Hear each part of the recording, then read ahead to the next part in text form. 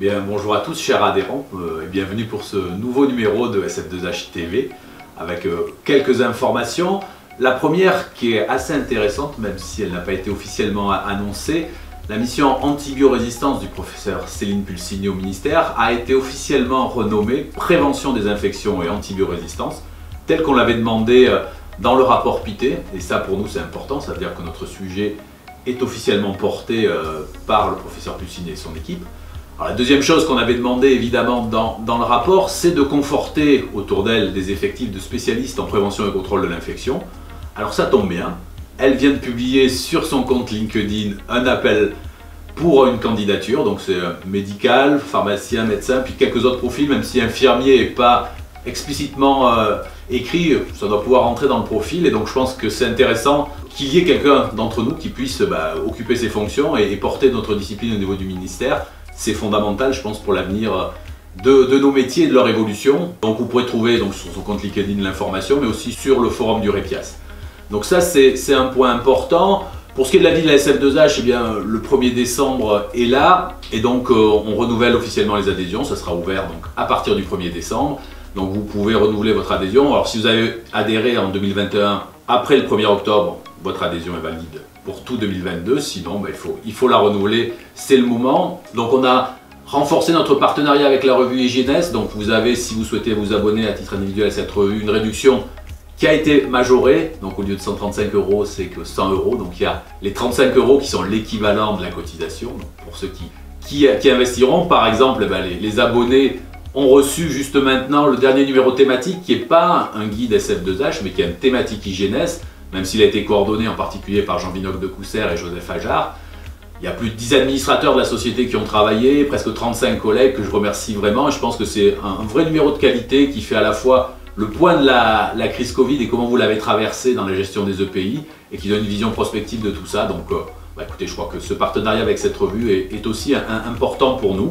Un autre point important, lors de notre dernier conseil d'administration, donc vendredi dernier, le 26 novembre, la SF2H a officiellement créé une nouvelle commission permanente, qui est la commission jeunes, GEPRI, donc pour les jeunes professionnels de la prévention du risque infectieux, qui est un groupe dynamique qui s'était créé. Donc officiellement, on va avoir une commission permanente consacrée à ces jeunes de notre discipline. Elle est sous la responsabilité de Julie Racot, donc, qui est notre collègue des hôpitaux de Savoie et des hôpitaux du Mont-Blanc, et qui a été récemment élue administratrice à la SF2H, et la responsable adjointe sera Suti Gera Denis Petit, qui est assistante à la PHP et qui est un des membres de ce collectif dynamique. Alors l'objectif, c'est de fédérer ces jeunes de notre discipline, évidemment, pour la faire connaître, pour la valoriser auprès des professionnels, mais aussi peut-être du grand public dans les médias. C'est l'avenir que les jeunes aillent communiquer.